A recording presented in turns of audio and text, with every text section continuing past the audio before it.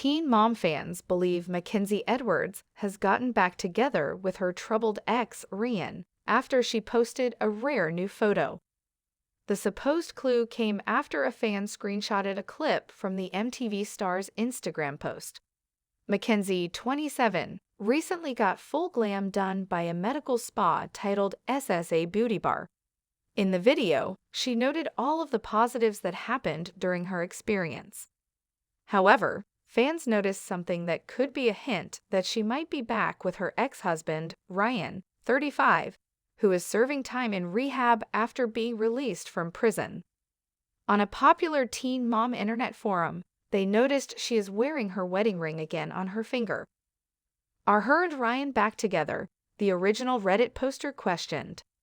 Well, the ring is legally hers, but to wear it out now, I hope this is an old video, another said.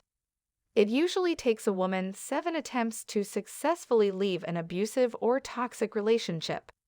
Add the layer of addiction and the excuses it provides, and it wouldn't be terribly surprising if she is back with him, a third pointed out. A fourth said, "Man, I hope she didn't go back to a man who trashed her house, including her kids' rooms." "Shame on her if she did," a fifth replied. A sixth said, Unfortunately, this is the cycle. Leave, return, wash, rinse, repeat. I pray someone can help show her there's a better way to live, and this ain't it." Ryan was arrested on February 10, 2023 at his job for harassment, possession of drug paraphernalia, possession of a controlled substance, and order of protection violation. He was then arrested for aggravated stalking and violating a protection order on March 1, after authorities issued 2 warrants for his arrest on February 23. Ryan pleaded guilty to the harassment charge at a court hearing, the Ashley's Reality Roundup reported. The former TV personality was ordered to complete rehab treatment and have no contact with the victim. He was put on probation for 11 months and 29 days.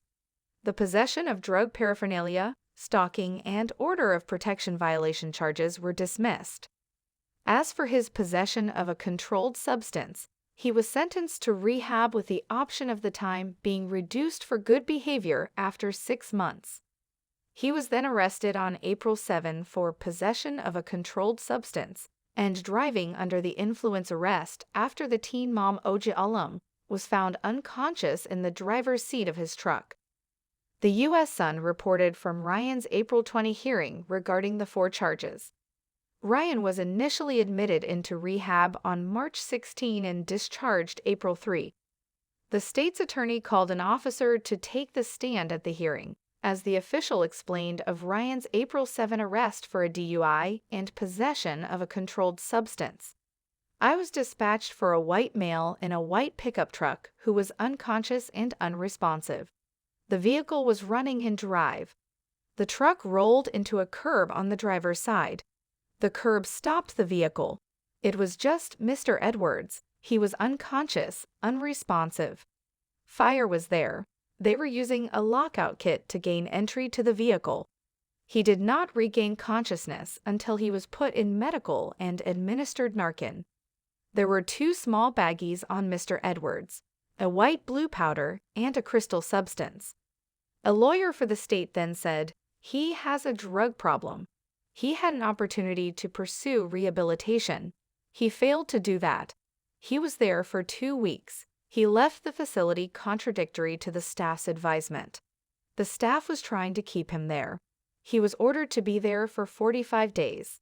He somehow got back to Chattanooga. Then a block from this courthouse, while so under the influence in his vehicle, he ran into a curb. He could have hit people. He's a danger to himself and the public. His option is to get clean or die. There will be a request for more rehabilitation. The opportunity he had, he squandered. That is disrespectful to the court and makes a mockery." Ryan's lawyer then shared, "He's addicted to drugs. We all know there is a good person deep inside there wanting to get out. That person is hammered down deep because of the drugs. We all want the best for him and the community. We ask, at some point, not today, after Mr. Edwards receives sufficient time to be punished and think about what he's done to consider an alternative. We're all disappointed. It's a small town. We all know each other. We all know him. We want him to do better. There is a unique treatment option. I'm not asking the court to suspend his sentence.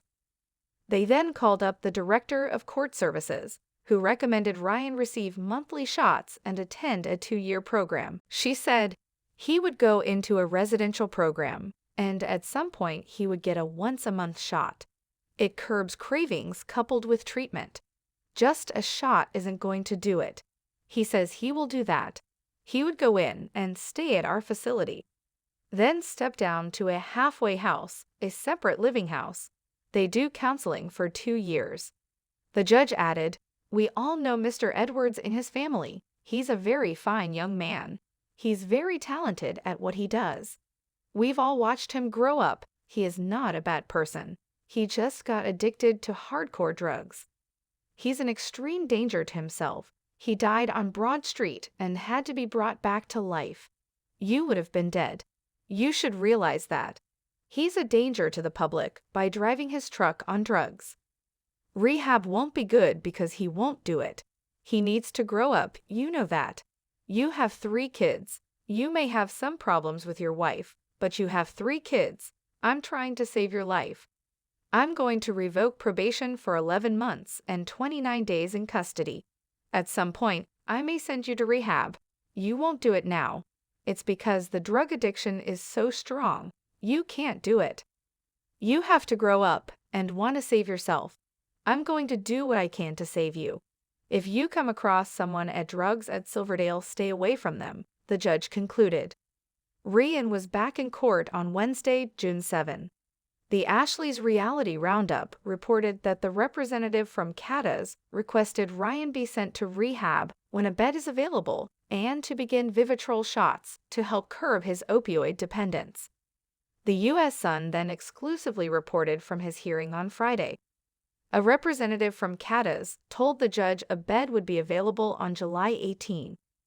Judge Starnes said he viewed Ryan's over 200-page medical records that he described as disturbing. He said, "He's going to need help with underlining things." The representative from the facility said, "We will be making some sort of treatment plan. He can go there and then go to Oasis, the halfway house. They live there.